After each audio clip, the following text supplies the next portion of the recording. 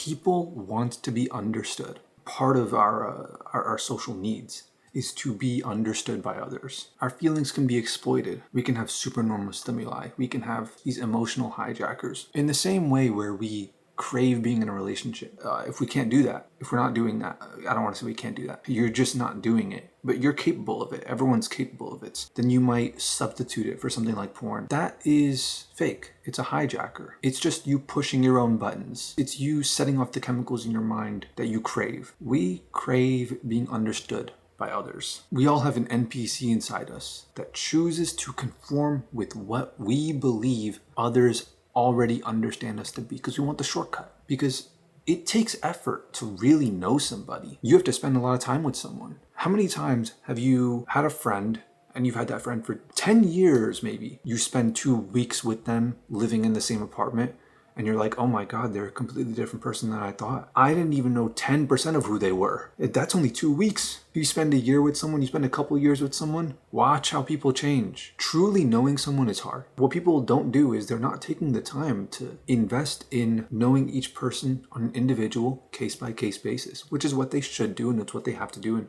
eventually things will get so bad that people will realize that this is really the only solution. If you're gonna make statements about someone's character or something like that, it has to be about a name, a username. It has to be about a gamer tag. It has to be about someone's personality, what they're doing for the world, their purpose on this earth. What are they good for?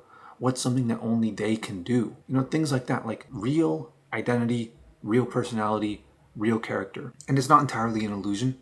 I mean, people are not mindful enough to really pay attention to themselves, usually. So even they don't know who they are. So they're not understood by themselves. I misspoke in the beginning. We don't crave being understood by others. We crave being understood. We can understand ourselves and be happy just by ourselves. I don't know if that applies to girls, but I know that applies to guys, at least most of them. We could be happy just understanding ourselves. You think you want others to understand you, but you just want someone to understand you.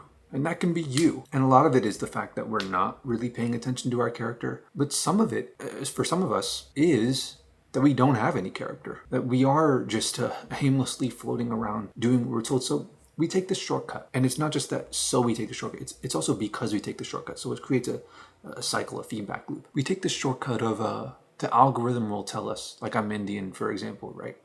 I'm under the label of Indian. So the algorithm will show some video of someone getting some comments from some Indians and talking about the Indian UFC fighters and like all that stuff. And it paints a picture in our mind of what other people imagine Indians to be. And so if we want to feel understood, we will sacrifice our own individuality and our own potential to actually be someone greater in the future, to conform, to have a quick, easy, oh, by the way, I'm Indian, so now you can understand me quickly. This is why when people meet each other very, very quickly, off rip, they go, okay, so where are you from? What's your ethnicity?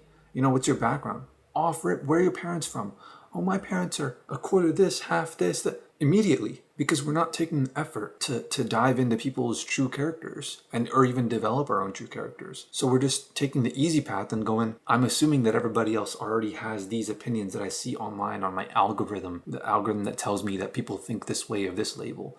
So I'm just going to tell people this is the label I associate with, and then conform to that, fall into that. And that's what I'll imagine myself to be. But the labels are characters. They're role play. They're acting. You can act. You can play. I like to pretend philosopher. I like to pretend, play philosopher, play Indian, play whatever, you know, play skinny and all these things. Like these are identities, but they're fickle. They're weak identities. It's like the first house in the story of the big bad wolf made out of like straw. Was it straw? Who the hell makes a house out of straw? Oh, I think they're talking about pine straw. Story, they just say straw. But yeah, it was like hay and then, or something like that. I don't know. I mean, your identity can be a strong house built of bricks, but an identity that relies on a label, that hinges, that uses a label as a crutch, is a house made of straw. So I just drew this bell graph right here. This axis, this x-axis, could be anything. Height, drawing ability, eyesight, it could be running speed, it could be anything. Let's say it's running speed. In this section here, you can become a pro runner. Very small section, very few people. However, every group, the orange, see it goes here, the red, the green, the blue, every group has people in it. Let's say it's dancing or something, right? Generalization. Black people are better at dancing than the rest of the world. A low IQ individual would look at that and go, oh, but I know a black dancer who's pretty bad. He can't dance for shit. It's a generalization. We can look at it as the green is white people, the red is black people. Dancing skill. This is where you need to be in order to be a pro at dancing, in order to make money from it, in order to make a living from it. You'll find all kinds of people in there. Anyone can cook. That doesn't mean everyone can cook. That means a great dancer can come from any group of people. The red and the green, they both have people that are in this range. In terms of how good you need to be at dancing in order to be considered a decent dancer, in order to be considered a good dancer, if you're an NPC and you rely on those people's validations, it's halfway. Everybody in this and above can be considered a good dancer. Right there. Let's say 55% of black people and 45% of white people can be considered good dancers if you were to account for everyone, if everybody knew everyone. But that's if you rely on other people's opinions. If you're not an NPC and you take your life into your own hands, here's where you can be on the bell curve in order to enjoy dancing, in order to have fun dancing, and to make the most out of it and let it be something positive in your life. You can have fun regardless of where you are. Those really are the only two things that matter here. Are you good at it? Programming skills, anything, whatever it might be. Are you good enough to choose that as your vocation, to choose it as your career? Or are you good enough to be able to enjoy it? Those are the only two things that matter. In terms of this, it's supposed to be on a case-by-case basis because it's very small. If you're picking the best, neurosurgeon in the world, you don't want a diversity hire that. Hypothetically, for example, you want only the absolute best in the world, right? The best. And this one is so much cleaner than this side. Let's say you wanted the best race car drivers. Okay, you wanted the best racers. Let's say you wanted only like the 10 best people on earth. That's just this much. Who are you going to go for? Are you going to go, let me find a person in the red? No, because you take a random person in the red, it'll be here.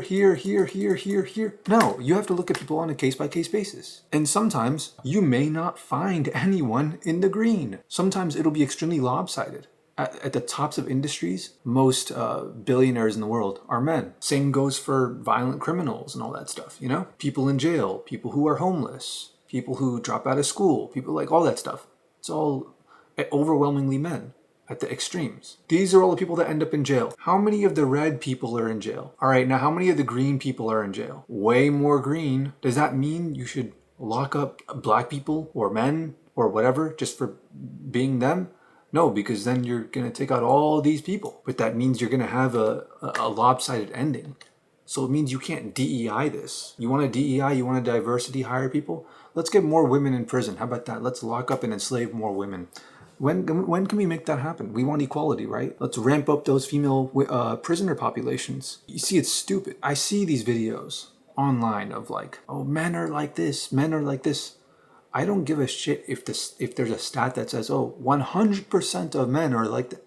Okay, 100% minus one, because I have agency over my life. I can choose whether or not to be a statistic. If you're just doing your absolute best with your life, if you fall into the generalized majority, the category of your label, then it's like, what does it matter? And if you're an outlier in whatever you're doing, what does it matter? You're doing the best you can. You are whatever you end up being. So what does any of it matter where I end up? Oh, you're like an Indian in this way, but you're not like an Indian in this way. Oh, you know what? You're like most men in this way because you watch UFC, you're interested in UFC, but you're not interested in football or basketball, so you're not like most men in this way.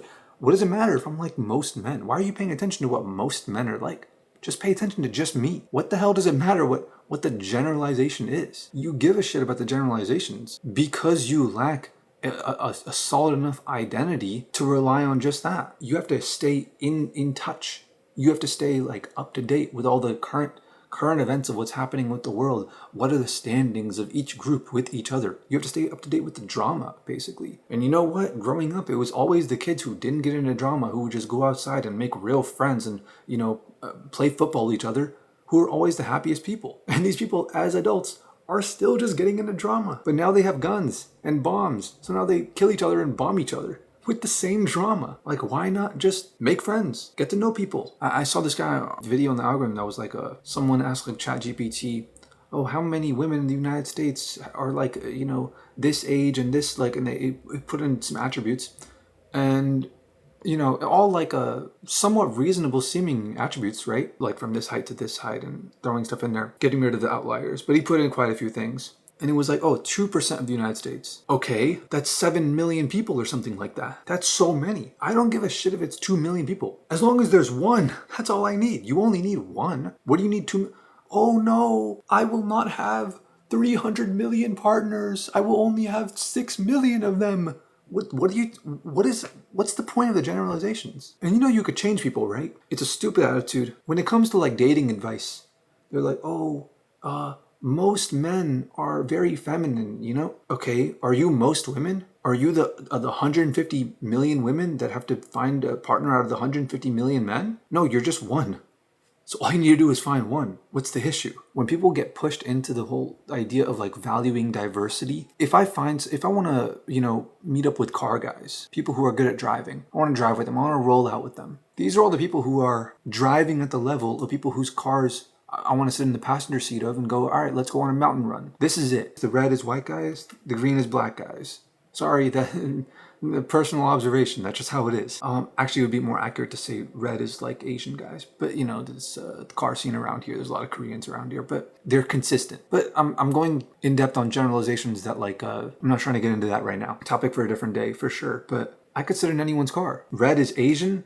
Green is everybody else. Okay, there's still plenty of everybody else. I'm gonna look at each person as an individual and go, all right, I met a new individual. Cool. Where am I going to place you on here? I'm going to place you and try to find where you go. Oh, you're right here? Okay.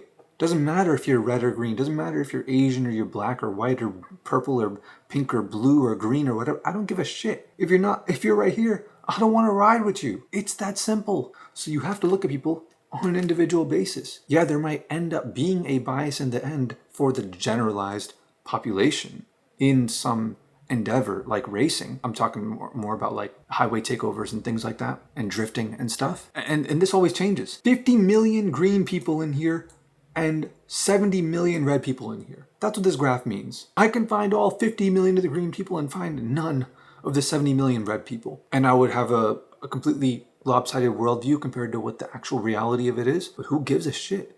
Knowing 70 million people, that's not enough people. That's more than enough people to know for 1,000 lifetimes. There's so much life to live out there for people to just conform to generalizations. Let's get to the crux of this. How much generational trauma, I know it's a buzzword now, how much generational trauma has your group faced? On the right is more, on the left is less. On the right is like whatever marginalized group you want to put in your head, and on the left is whatever privileged group you want to put in your head. I'm not going to say the labels for you. You have your own labels in your mind of what you think they are. Someone random that's in here, I'm not going to tell you if they're in the red or green. They're going to go, I'm oppressed.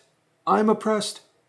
Yeah, there's another guy in the red and in the green, both sides, that have the same experiences as you. This really is the difference between different groups. There's a guy who's going to go over here and go, I have deep trauma.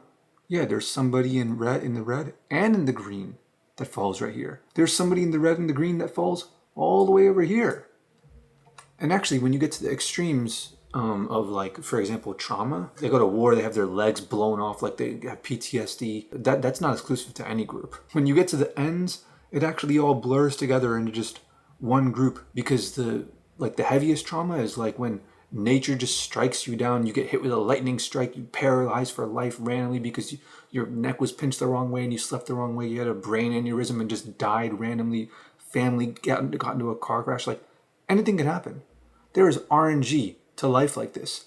And at the ends, at the extremes, everyone is sharing that. The privileges and the hardships, everyone is sharing in that. At the absolute extremes, you'll find everyone. So when people conform to the generalization, it means they're somewhere in here.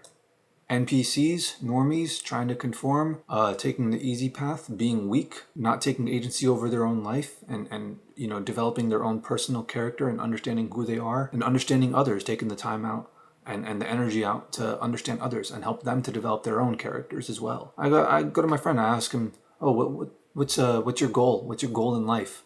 What's your purpose? He's like, oh, get rich. Okay, what else? Oh, dude, I don't want to talk about this. Dude, what? Find something. Build your character. But yeah, I just wanted to go through that. People talk about like, oh, my race is like this. My race went through this trauma. Did you? Did you go through that? When groups try to feed you on the idea that you're like this because you're part of this diverse group, or we should encourage all these perspectives because of diversity and things like that. Those are malicious people. That's a sign of like evil. That's a sign of someone who is selfish, who's trying to abuse you and feed you what you want. The devil doesn't show up as like something to be scared of. The devil shows up as exactly what you want most. It's going to be tempting. It's going to be tempting when they say, "Oh, look, you get another victim card. Let me stamp your victim card for you." So you get an excuse to be lazy and to be weak and to be, selfish and to be rude to others and all that stuff. That's what the devil shows up as, an enabler of bad behavior. When people try to push this diversity stuff, yeah, really think about their intentions. If you have the capacity to think, that is.